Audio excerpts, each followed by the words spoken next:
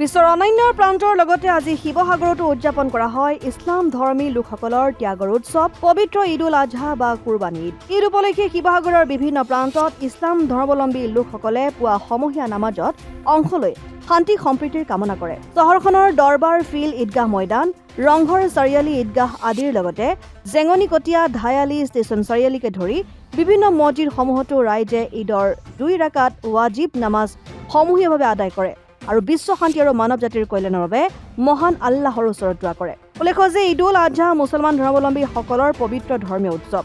ইব্ৰাহিমৰ আল্লাহৰ প্ৰতি বিশ্বাস আৰু আনুগত্যৰ চিনস্বৰূপে সমগ্ৰ ইছলাম সমাজে এই উৎসৱ পালন কৰে। আল্লাহৰ প্ৰতি থকা বিশ্বাসৰ চৰম উদাহৰণ দাঙি ধৰি ইব্ৰাহিমে তেওঁৰ একমাত্ৰ পুত্ৰ ইছমাইলক আল্লাহৰ বাবে কুৰবানী দিবলৈ আগবাঢ়িছিল। এই চৰম বলিদানৰ ক্ষণকে স্মৰণ কৰি পালন কৰা হয় ঈদ-উল আজহা।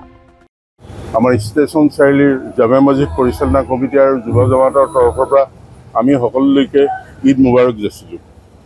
আজি আমাৰ এটাই লক্ষ্য আৰু উদ্দেশ্য যে বিশ্ব শান্তিৰ লগতে আমাৰ ইয়াতো যাতে শান্তি স্থাপন হয়, আমাৰ সম্প্ৰীতিৰ এনাজৰীডাল যাতে অধিক শক্তিশালী আৰু কটকটীয়া হয় আৰু আমাৰ ভিতৰৰ পৰা এই কুৰবানীৰ লগতে আমাৰ যিখিনি ত্যাগ, যিখিনি আমাৰ বেয়া ভাৱধাৰা এইবিলাক যাতে সম্পূৰ্ণ নাইকিয়া হৈ যায়, আমি শান্তিৰে যাতে সকলোৱে বসবাস কৰিব পাৰোঁ, তাৰ বাবে আল্লাহৰ ওচৰত আমি আজি দোৱা বিচাৰিছোঁ। আমাৰ যিসকল জাতি ধৰ্ম বৰ্ণ নিৰ্বিশেষে যিসকল উপৰিপুৰুষ আমাৰ মাজৰ পৰা চিৰদিনৰ কাৰণে বিদায় ল'লে, তেখেতসকলৰ আত্মাৰ সদ্গতিৰ কাৰণে আজি ইয়াত দোৱা বিচৰা হৈছে।